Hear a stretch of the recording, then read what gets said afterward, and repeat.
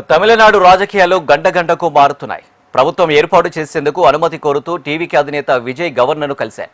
ఈ సందర్భంగా 20 మంది మంత్రుల లిస్టును కూడా గవర్నర్కు అందజేశారు. అంతలోనే విజయ్ సమర్పించిన ఎమ్మెల్యే బల నిరూపణ లిస్టుపై గవర్నర్ అభ్యంతరం వ్యక్తం చేశారు. ప్రభుత్వం ఏర్పాటుకు పూర్తిస్థాయి సంఖ్యాబలం ఉండాల్సిందేనని తేల్చి చెప్పారు. దీంతో సీఎంగా ప్రమాణం చేయాల్సిన విజయ్కు భంగపాటు ఎదురైంది. ప్రభుత్వాన్ని ఏర్పాటు చేయడానికి టీవీకేకు ఇంకా తగినంత సంఖ్యాబలం లేదు కాబట్టి 118 సభ్యుల మద్దతు సమకూరిన తర్వాతనే రావాలని సూచించినట్లు వార్తలు వినిపిస్తున్నాయి. ఇక ప్రభుత్వం ఏర్పాటులో మద్దతు కూడగట్టడంతో విజయ్ విఫలమవుతున్నట్లు తెలుస్తుంది. ఇక మద్దతు కోసం ఎదురు చూస్తున్న విజయ్కు వామపక్షాల నుంచి మరో షాక్ తగిలింది. ఇక టీవీకే పార్టీకి తాము మద్దతు ఇవ్వబోమని ఇండియన్ యూనియన్ ముస్లిం లీగ్తో పాటు లెఫ్ట్ పార్టీలు తేల్చి చెప్పాయి.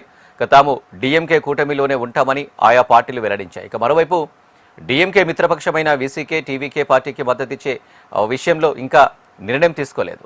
ఇదిలా ఉంటే ఇంతలోనే అనూహ్య మార్పులు చోటు చేసుకుంటున్నాయి.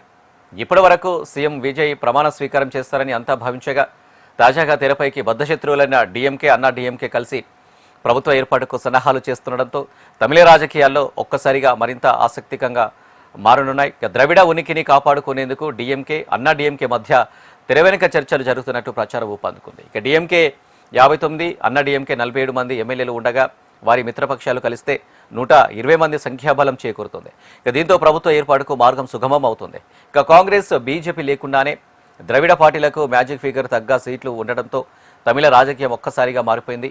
అనూహ్యంగా తెరపైకి ద్రవిడ పార్టీలు రావడంతో ప్రభుత్వం ఏర్పాటు చేయాలన్న విజయ్ కలగానే మిగిలిపోయే అవకాశాలే ఎక్కువగా ఉన్నట్లు కూడా తెలుస్తుంది. ఇక ఇందులో భాగంగానే విజయ్ తన ఎమ్మెల్యేలను చేజారిపోకుండా మహాబలిపురంలోని రిసార్ట్లకు తరలించినట్టు తెలుస్తుంది.